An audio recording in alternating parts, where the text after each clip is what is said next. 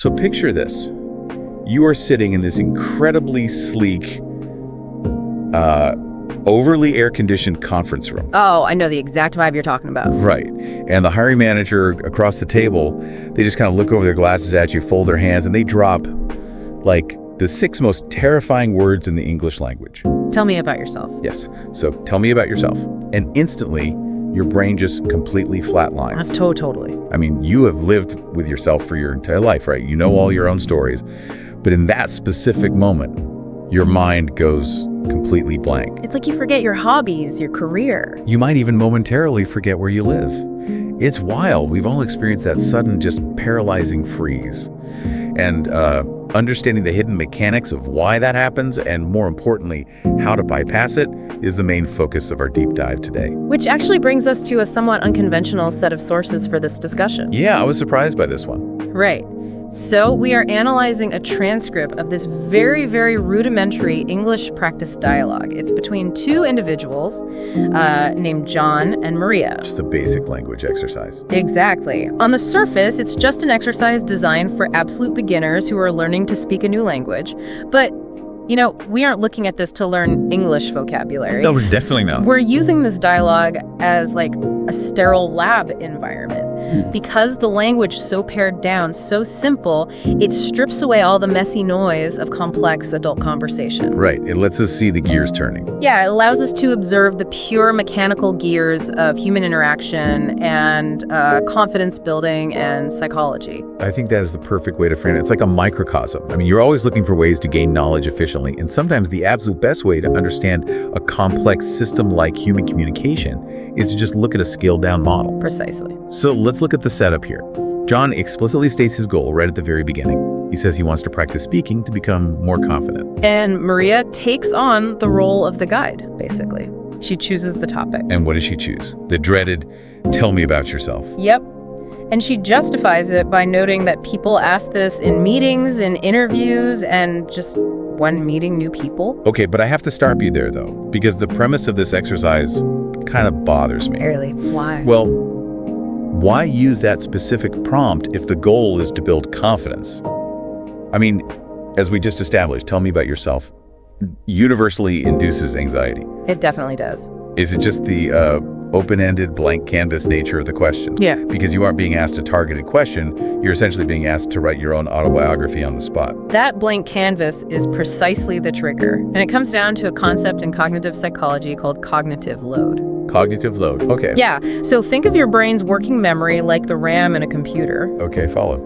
It has a strictly limited capacity for how much active information it can hold and process at any given second. So when someone asks a really highly specific question like, where did you go to college? The cognitive load is very low. Exactly. You retrieve one specific file, you output the data, done. But when someone says, tell me about yourself, the parameter is so wide that your brain attempts to index thousands of data points simultaneously. Oh, wow. So it's basically a bottleneck. It is a massive bottleneck. You were suddenly trying to, summarize your identity, predict what the other person actually wants to hear, calculate the social dynamics of the room, Well, at the exact same time. and construct a linear narrative. The system just crashes. The prefrontal cortex essentially just gets completely overwhelmed. And what is brilliant about Maria's approach here is that she clearly understands this mechanic intuitively. How so? Well, she gives him the intimidating prompt, right? But she does not let him flounder in that cognitive overload. She provides an immediate constraint. Oh, right. Her very next instruction to John is, start with your name. Exactly. Start with your name. But I want to challenge if that is really enough of a solution. I mean, telling someone to start with their name doesn't magically organize the rest of their biographical data, you know. That's a fair point. Does a simple constraint like that actually solve the indexing problem we just talked about? It doesn't solve the indexing problem, no, but it solves the task initiation problem. Task initiation. Yeah. When a system is frozen, you don't need a massive, complex input to unfreeze it. You just need to initiate a single, low-resistance action. Like pressing a single button to reboot. Exactly. And your name is an undeniable, totally objective fact.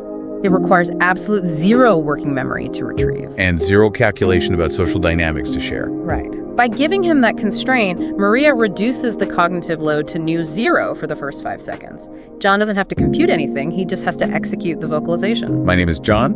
Nice to meet you. Yes! And just by executing that simple physical action of speaking a known fact, the freeze response is broken. It is a psychological wedge. That's a great way to put it. You secure the first tiny victory, just the successful transmission of information, and that initiates the momentum required to tackle the harder parts of the prompt. And that momentum is palpable in the transcript too, because once that initial cognitive load is bypassed, the dialogue immediately transitions from the pure mechanics of the introduction into the actual substance of their lives. Right, they get right into it. And this is where the sterile lab environment of this basic dialogue reveals a really fascinating contrast between these two individuals. Yeah, the geography and the social starting points of John and Maria, they feel like two completely different operating systems. Definitely. So John tells Maria he is from a small town, and he lives there with his family.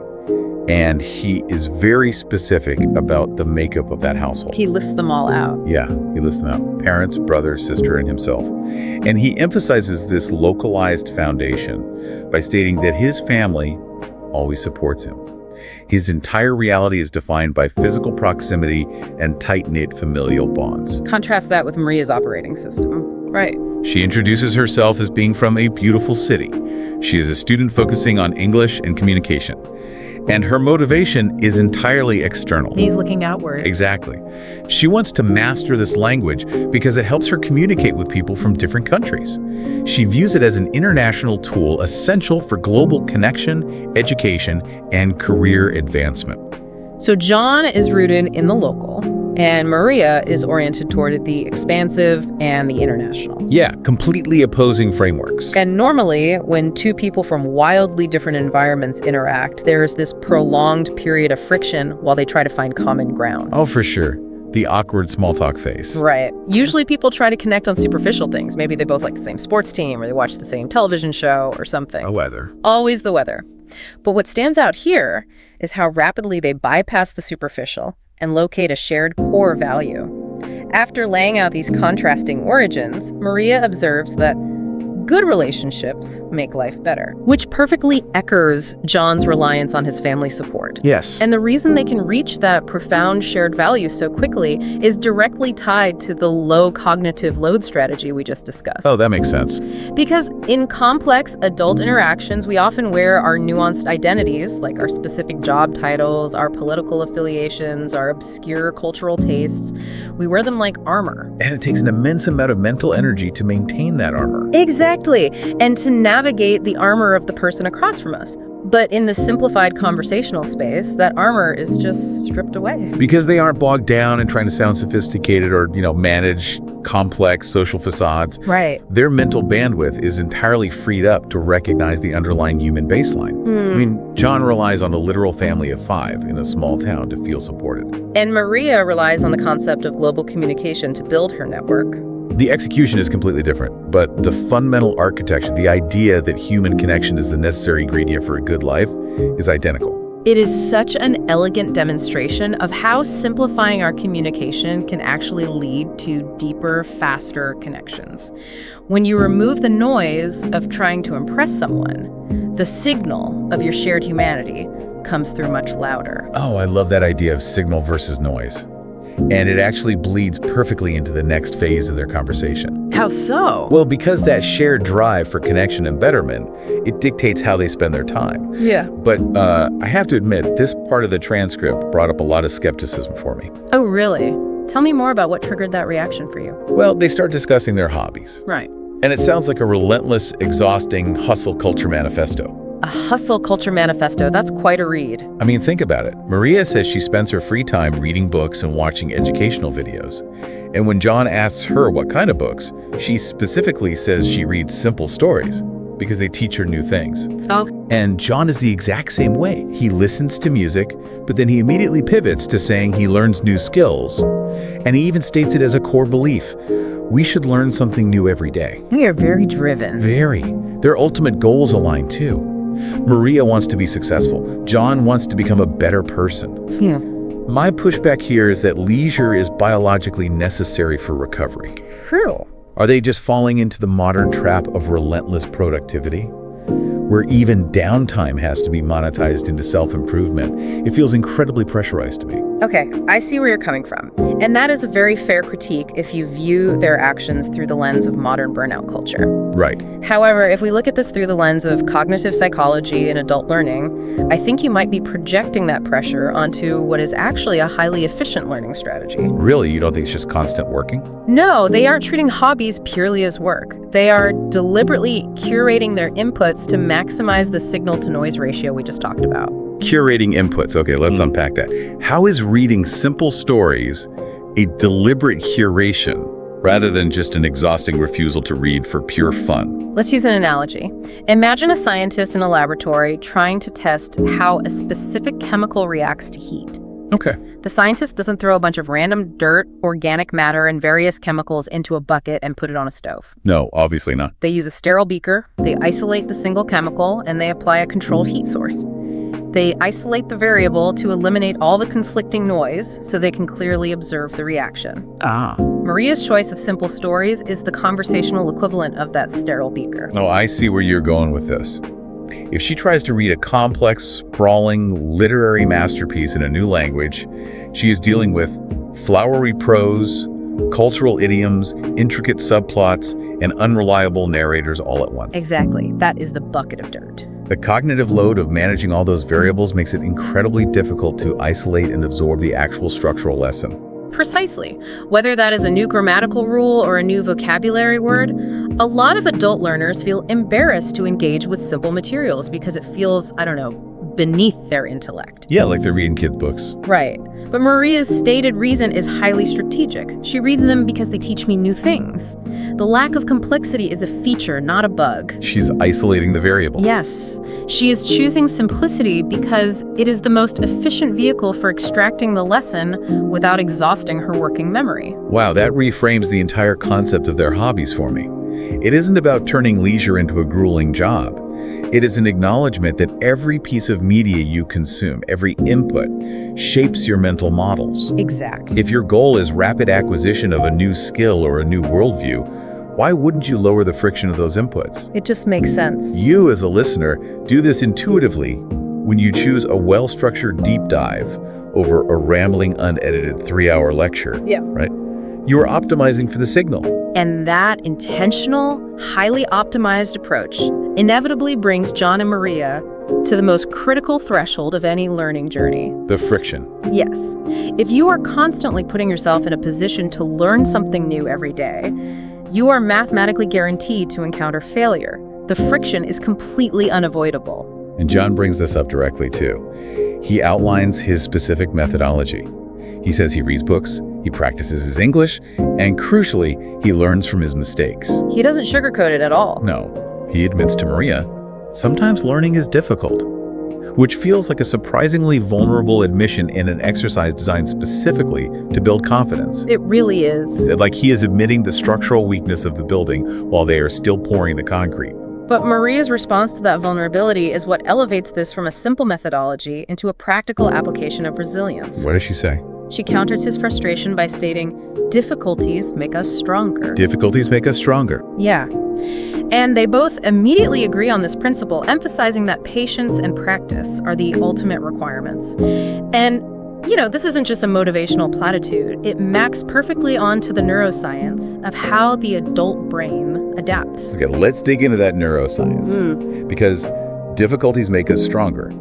Sounds great on a bumper sticker. But how does that actually play out mechanically in the brain? Like when we are trying to learn a language or a new piece of software or a new communication style. It revolves around a mechanism called prediction error. Prediction error. Yes, your brain is a prediction machine. It is constantly guessing what is going to happen next or what the correct output should be. Okay. When your brain predicts correctly, everything flows smoothly, but the neural pathways don't necessarily change. They don't need to. Right, because everything went according to plan. Exactly. However, when you make a mistake, when you struggle to find a word or you apply the wrong grammar rule, your brain experiences a prediction error. It flags a problem. Yes. This triggers a release of neuromodulators, including a specific type of dopamine response, which essentially flags that neural circuit and says, pay attention, something went wrong here, we need to rewire. Oh, wow. So the mistake is the literal trigger for neuroplasticity. It is. Without the difficulty, without the error, the brain has no biological incentive to spend energy upgrading its own infrastructure. That is the biological reality. So when Maria says difficulties make us stronger, she is describing the thickening of the myelin sheath around the neural pathways that occurs only after an error has been identified and corrected. That's incredible. And when Jagdi says he learns from his mistakes, he is proving that he has decoupled his ego from the learning process. Right, because the mistake isn't an indictment of his intelligence. Exactly. It is just a prediction error. It is necessary data required to update the system. That changes the entire relationship with failure. I mean, if you view a mistake as a threat to your identity, you will avoid difficulty, and your learning just plateaus. You'll never grow. But if you view a mistake as a neutral data point required for physical brain changes, you lean into the difficulty. Which actually brings us to the ultimate payoff of this entire dialogue. The confidence. Yes. The whole reason John initiated this conversation was to become more confident. And by the end of this structured exercise, after navigating the mechanics of introductions, finding shared values, isolating his inputs, and embracing prediction errors, John arrives at a really powerful realization. What does he say? He says, I think introducing yourself is not difficult now. He has completely demystified the mechanism that caused the initial freeze response. He realizes it isn't magic, it is just a process. And Maria sums up that process perfectly in her closing advice. She tells him, you only need to speak clearly and be confident. But the context of when she says this is everything. Oh, absolutely. She doesn't lead with just be confident at the beginning of the dialogue. Right, as if confidence is a switch you can just flip in your prefrontal cortex. That is the worst advice you can give someone who is struggling. Exactly. Just be confident is totally useless to the person freezing in the interview chair. Right. Maria only delivers this line after they have built the entire system. Confidence isn't a prerequisite for action. Confidence is the lagging indicator of a system functioning correctly. Yes. You put in the practice, you curate your inputs to reduce cognitive load, you accept errors as data, and the natural output of that system over time is the ability to speak clearly and with confidence. And John commits to this reality. He states he will practice every day, and Maria validates it by promising improvement will happen step by step. It is a vital reminder that mastery in any complex domain does not happen in massive theatrical leaps. Yep. It is an iterative process of managing cognitive load, establishing shared values, and systematically correcting errors. Which brings us completely full circle. Yeah. We started today with what appeared to be the most rudimentary conversational prompt imaginable. A basic, sterile ESL dialogue between John and Maria. A simple exercise. But by treating it as a microcosm, by refusing to dismiss it as, too simple, we uncovered the invisible architecture of human connection.